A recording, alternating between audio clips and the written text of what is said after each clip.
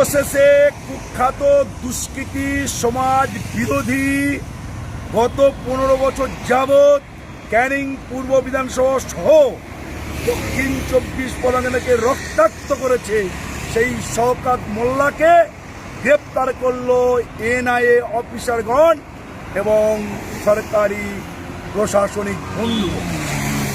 আজকে যে অন্যায় করেছে শওকত মোল্লা, গণতন্ত্রকে হত্যা করেছে, মানুষের মৌলিক অধিকার আজকে লুট করেছে, পঞ্চায়েতি ব্যবস্থায় সমস্ত ভোটগুলোকে লুট করে 2024 সালে আজকের ভোট লুট করে আজকের রক্তাক্ত করে এই শওকত মোল্লা ক্যানিং পূর্ব বিধানসভাকে আজকের নরকে পরিণত করেছে।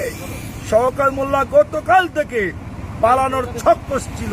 ভারতীয় জনতা পার্টির কার্যকর্তা কর্মীগণ, এনআইএ অফিসার, প্রশাসনিক বন্ধুরা আমরা সারা রাত জেগে শওকত মোল্লাকে পালাতে যাতে না পারে তার জন্য প্রয়াস করেছি। আজকের কামালগাছি থেকে শওকত মোল্লা গ্রেপ্তার হয়েছে।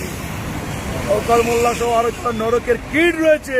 প্রত্যেককে বলতে চাই, ডবল ইঞ্জিনের সরকার, ভারতীয় জনতা পার্টি প্রত্যেকটি কুখ্যাত দুষ্কৃতী সমাজ বিরোধীদেরকে চিরুনি তল্লাশির মাধ্যমে করতে থেকে আজকের বের করবে। কেউ এদেরকে বাঁচাতে পারবে না, কোথাও এরা পালিয়ে লুকিয়ে যেতে পারবে না। সর্বোপরি শওকত মোল্লার গ্রেপ্তারে সমস্ত পশ্চিমবঙ্গের মানুষ আজকে আমরা খুশি হয়েছি, তাকে আমরা গ্রেপ্তার করতে সক্ষম হয়েছি।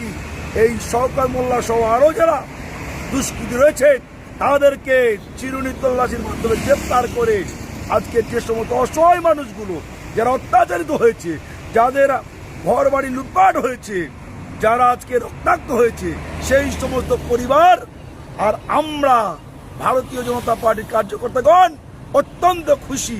ধন্যবাদ জানাই এনআইএ অফিসারগণ, প্রশাসনিক বন্ধুগণ এবং গণতন্ত্রের 14তম মিডিয়া বন্ধুগণ। নমস্কার, আমি বিকাশ সর্দার, স্টেট কমিটির মেম্বার এবং 128 বাসন্তী বিধানসভার কন্টেস্টিং প্রার্থী।